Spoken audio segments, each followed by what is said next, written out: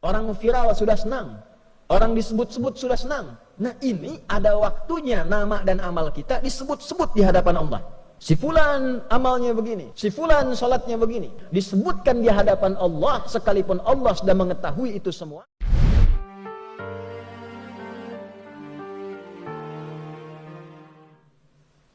Terdokumentasikan dalam kitab Sunan An-Nasa'i nomor hadis 2357. Sanad hadis ini diriwayatkan pada sahabat mulia yang masih junior, masih muda, kurang lebih 5 tahun di atas sahabat Ibnu Abbas radhiyallahu taala anhuma, yang saat Nabi SAW wafat, beliau masih berumur 20 tahun. Ayahnya termasuk yang dikasihi oleh Nabi SAW, bahkan pernah tercatat dalam sejarah menjadi anak angkat yang diadopsi oleh Nabi SAW. Sahabat junior ini bernama Usamah, ayahnya Zaid bin Harithah radhiyallahu taala anhuma. Sahabat Usamah bin Zaid bin Harithah, karena kecintaannya terhadap ilmu, kecintaannya terhadap Nabi SAW, senantiasa melihat kebiasaan Nabi yang disimpulkan oleh beliau, khusus di bulan Sya'ban, Nabi itu senang menunaikan ibadah tertentu. Maka ditanyakanlah kepada Nabi SAW, beliau berkata, "Qultu," aku bertanya, "Ya Rasulullah, wahai Rasulullah, lam araka tasumu syahran minasyuhuri ma tasumu min syahri Sya'ban." Ya Rasulullah, saya tidak melihat kebiasaan Anda, baginda, banyak menunaikan puasa sunnah dalam satu bulan dibandingkan bulan-bulan lain, kecuali saya lihat Anda banyak menunaikannya di bulan Sya'ban. Jadi Nabi SAW di luar bulan Ramadan yang diperintahkan kita menunaikan ibadah puasa wajib sebulan penuh, di luar Ramadan Nabi juga menunaikan puasa sunnah. Di antara sekian bulan, 11 bulan selain Ramadan, Nabi diamati oleh sahabat yang kecil, yang junior ini banyak menunaikan puasa sunnahnya di bulan Sya'ban. Maka ditanyakanlah kepada beliau SAW, mengapa Nabi banyak menunaikan puasa di bulan Sya'ban? Dalam syarahnya, apakah ada keutamaan di bulan Sya'ban ini sehingga dengan itu Nabi SAW banyak menunaikan puasa di bulan ini? Maka Nabi SAW kemudian menjawab, qala Rasulullah SAW, dzalika syahrun yaghfulun nasu anhu baina Rajab wa Ramadan. Duhai Usamah bin Zaid bin Harithah, bulan Sya'ban itu adalah bulan yang memiliki keutamaan, bulan yang istimewa, yang keistimewaan ini mulai banyak dilupakan oleh orang-orang. Terletak bulan ini antara Rajab dan Ramadan. Dalam syarah hadis ini diantaranya disebutkan, diantara makna Nabi menyebutkan Rajab dan Ramadan untuk memberikan kesan bahwa banyak orang Islam itu memberikan perhatian yang luas pada bulan Rajab, memperingati Isra dan Mi'raj, menggali lagi keutamaannya, belajar tentang keutamaan perjalanan Nabi SAW dari Isra kemudian Mi'raj, dituntaskan dengan hikmahnya. Kemudian setelah itu menyiapkan Ramadan sehingga lupa dengan keutamaan Sya'ban yang letaknya ada di tengah-tengah Rajab dan Ramadan. Orang-orang pada masa itu sudah mengetahui bulan Sya'ban itu letaknya antara Rajab dan Ramadan. Tapi Nabi menyebutkan posisi ini dan disebutkan Rajab dan Ramadannya, ingin memberikan kesan kepada umat Islam, umatnya Nabi Muhammad SAW, saking kita fokusnya peringatan di bulan Rajab, Isra dan Mi'raj, banyak pengajian, banyak sekali ceramah, kemudian menyiapkan Ramadan, lupa bahwa Sya'ban pun punya keistimewaan yang tidak ditemukan di bulan-bulan yang lainnya, saking istimewanya Nabi banyak menunaikan puasa sunnah di bulan Sya'ban ini. Maka apa keistimewaannya Rasulullah? Wa huwa syahrun turfa'u fihi al-a'malu ila rabbil alamin wa uhibbu an yurfa'a 'amali wa ana sha'imun. Di bulan Sya'ban itu adalah bulan istimewa, waktu saat amalan-amalan kita ditampakkan di hadapan Allah Subhanahu wa taala. Tentu Allah itu sebelum ditampakkan pun sudah mengetahui. Mengetahui sifatnya maha. Sebelum dilakukan, sedang dilakukan, setelah dilakukan, Allah maha mengetahui seluruhnya. Tapi disebutkan kalimat-kalimat seperti ini, itu ada maknanya, ada syarahnya. Kalau kita mengaji di ilmu hadis, disebutkan kalimat-kalimat semacam ini untuk menunjukkan bahwa waktu itu begitu istimewa, keadaan itu begitu istimewa. Saking istimewanya amal-amal kita itu disebutkan walaupun sudah diketahui. Misal kita ingin berikan gambaran, menteri-menteri dalam kabinet misalnya bekerja, dia melakukan riset, analisa, penelitian, misalnya di bidang ketahanan pangan, menyiapkan ketahanan pangan terbaik, padinya, untuk ternaknya dan sebagainya. Nah, presiden sudah melakukan riset terlebih dahulu.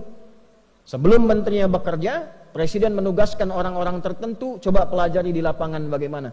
Jangan sampai nanti menterinya presentasi ternyata tidak sesuai dengan data di lapangan. Maka ketika menterinya presentasi di hadapan presiden, kemudian disebutkanlah hasilnya sesuai, hasilnya bagus. Yang luar biasa, sebelum menterinya presentasi, disampaikanlah kemudian catatan-catatan menteri itu di hadapan presiden, misalnya oleh sekretaris kabinetnya, oleh menteri koordinatornya. Disebutkan, ini catatannya bagus, penelitiannya bagus, hasilnya bagus, datanya benar. Tentu ketika disebutkan prestasi-prestasi yang baik ini, bukankah perasaan menterinya nyaman? Bukankah menterinya akan senang? Bukankah menterinya akan bahagia? Kalau kita sekarang sedang bekerja dengan baik, berprestasi, kemudian nama kita disebut secara nasional, dipresentasikan, disebutkan di hadapan pejabat-pejabat, disebutkan di hadapan masyarakat-masyarakat, si fulan ini bagus, sholatnya bagus, sosialnya bagus, beramalnya bagus, semangatnya bagus, kenegaraannya bagus. Bukankah ketika diviralkan itu kita merasa bangga? Kita merasa senang? Sekarang orang masuk koran sudah senang, orang viral sudah senang, orang disebut-sebut sudah senang. Nah, ini ada waktunya nama dan amal kita disebut-sebut di hadapan Allah. Si fulan amalnya begini, si fulan salatnya begini, si fulan baca Qur'annya begini, si fulan sedekahnya begini. Disebutkan di hadapan Allah, sekalipun Allah sudah mengetahui itu semua, untuk memberikan petunjuk kepada kita bahwa nama kita sedang disebut. Amal kita sedang diagung-agungkan, amal kita sedang dievaluasi. Maka Nabi SAW memberi contoh kepada kita, saya akan sangat merasa senang dan gembira ketika amal saya ditampakkan di hadapan Allah, disebut-sebut, dievaluasi, saya sedang dalam keadaan menunaikan puasa. Hadirin, sekarang kita masuk pada syarahnya dengan singkat tentang hadis ini. Ada 3 pokok yang terkait dengan syarah hadis dimaksudkan. Yang pertama, tipikal seorang muslim belajar dari ilmu sanad pada hadis ini, tersambung sanadnya pada sahabat Usamah bin Zaid radhiyallahu taala anhuma jami'an. Ini sahabat anak muda, pelajar. Jadi kalau Nabi usia 43 tahun, beliau baru lahir. Nabi diangkat jadi Nabi sallallahu alaihi wasallam, diberikan bekal oleh Allah selama 3 tahun 6 bulan. Bekal, belum berdakwah secara luas, ini anaknya baru lahir.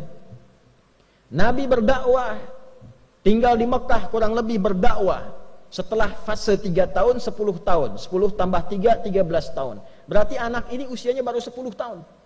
Tapi 10 tahun ini senang dengan ilmu, membersamai Nabi SAW, belajar kepada Nabi, belajar dengan benar, belajar Qur'annya, belajar sholatnya. Yang hebat, anak ini sampai ingin tahu kebiasaan Nabi, Ini memberikan pesan kepada kita dalam ilmu sanad, kalau ada orang pintar, orang hebat, orang soleh, dekati dia, lihat kebiasaannya, lihat bagaimana ia beraktivitas, supaya minimal kita mendapatkan kesolehan dan kepintarannya.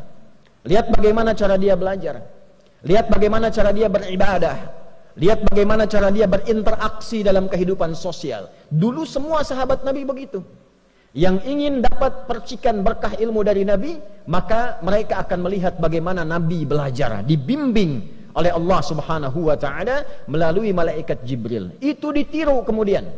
Ketika Nabi menyampaikan, langsung dipraktikkan. Maka hasilnya seperti sahabat Ali bin Abi Thalib radhiyallahu ta'ala anhu, sahabat Abu Hurairah radhiyallahu ta'ala anhu, Salman Al-Farisi radhiyallahu ta'ala anhu, yang kecil-kecil seperti Abdullah bin Abbas radhiyallahu ta'ala anhuma, Abdullah bin Umar radhiyallahu ta'ala anhuma, Abdullah bin Amr bin Al-As radhiyallahu ta'ala anhuma, termasuk sahabat Usama bin Zaid bin Harithah radhiyallahu ta'ala anhuma, jami'an.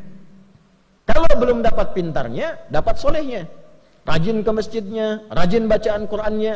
Kalau sudah soleh dulu, ilmu pasti datang.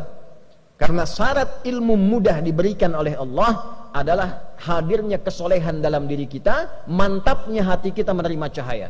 Wattaqullah wa yu'allimukumullah. Tingkatkan takwamu kepada Allah, baru Allah tanamkan, ajarkan, pahamkan pengetahuan pada diri kita.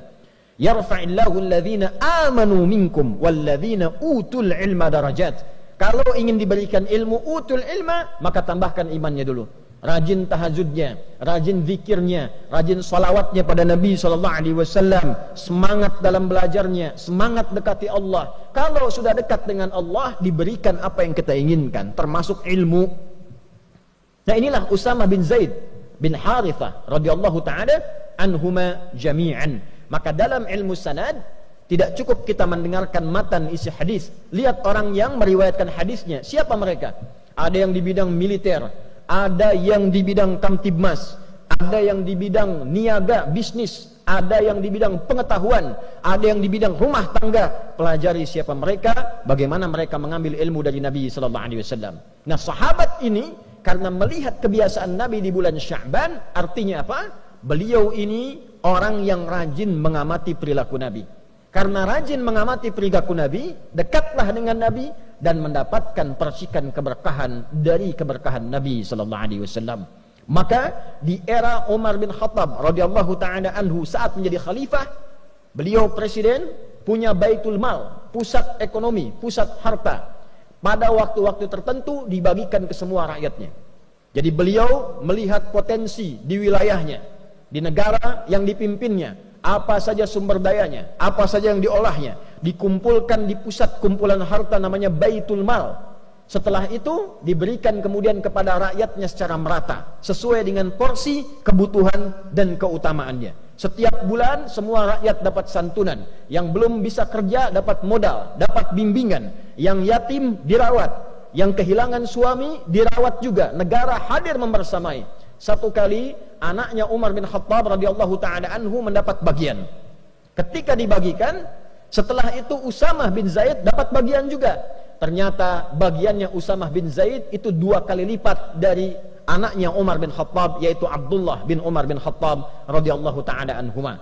Anak presiden dapat bagian Baitul Mal, ya, karena presidennya juga tidak tampil dengan kekayaan, hidupnya sederhana.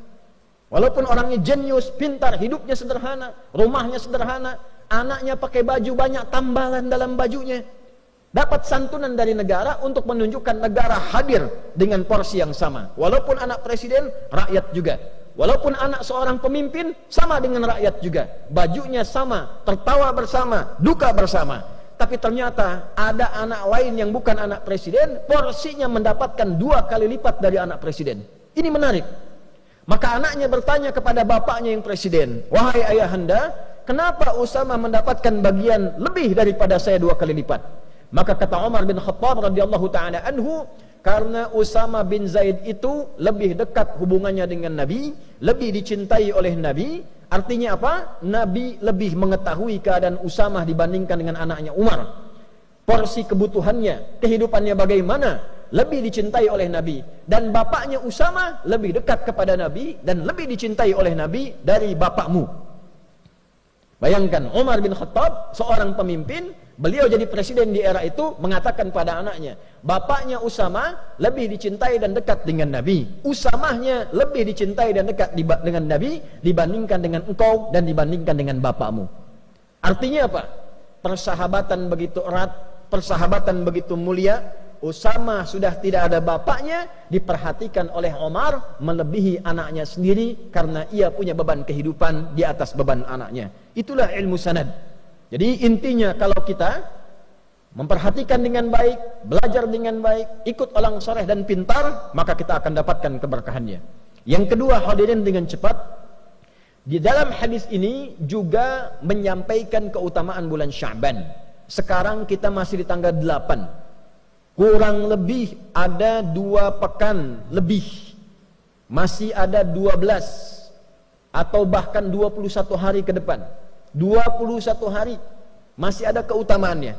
Setiap harinya, nanti di pertengahan bahkan malamnya, seluruh amal kita di bulan ini dibentangkan oleh malaikat, dibacakan, ditampilkan, disampaikan di hadapan Allah Subhanahu wa taala. Jadi malaikat membacakan, si fulan, ya Allah, hamba-Mu baca Al-Quran di hari ini. Si fulan berzikir, si fulan salawat pada Nabi Muhammad sallallahu alaihi wasallam. Si fulan meningkatkan bacaan Al-Qur'annya.